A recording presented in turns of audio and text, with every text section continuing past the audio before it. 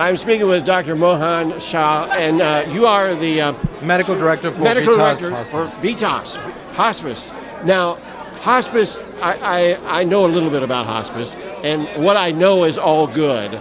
And I've noticed that the zest for life that you've brought to our conversation here tonight, I think you bring that to your work, don't you? I surely do. And with hospice, we deal with very, very sick patients in the end of life, usually 6 months. We're also doing palliative medicine, which is just a bridge towards hospice, where patients are very, very sick, but for whatever reasons are not quite accepting of their end of life. So we transition them from there. Well, as the director, as the person who leads the group, you're actually working with two different groups of people. One is the patient, but it's also your staff, and you've got to keep your staff in good mental shape. And we want to make sure that they don't get burnt out, and that because we have to look after our own staff before we can actually look after our own patients. So that's one of the cardinal principles with Vitas Hospice: take care of the patient and take care of yourself and your staff. Right. And the role of hospice has grown and grown, and I think the awareness of the public has also increased. Sure, and most of our patients, I would say majority of our patients, are very, very grateful. It's a very consuming and very tough field to be in, hospice and palliative medicine, but it's very gratifying at the same time. Now, how did you partner with Doctors Goodwill Foundation?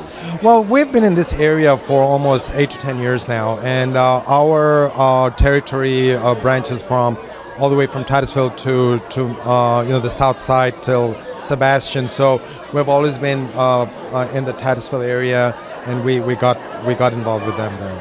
And part of the aspect of the Doctors Goodwill Foundation, is education. And do you find that you are finding a good partner in providing education? Yes, we do find them as a very good partner to do not only CMEs, and I'm going to be the speaker, for instance, with BIMDA, and so we are always involved with them, not only with community doctors, but also medical staff in the hospitals too, on what is end-of-life care and how they can, the contribution of that with the community. And how do you feel about it? Things are moving in the right direction? Things are moving in the right directions. This has been a very tumultuous year in terms of healthcare reform, and we're just, finding, just accommodating to that time of our climate. But, I feel hospice in general are, we're very much integral in that continuum of care, from curative medicine to palliative medicine to end-of-life care with hospice. We see that as a continuum.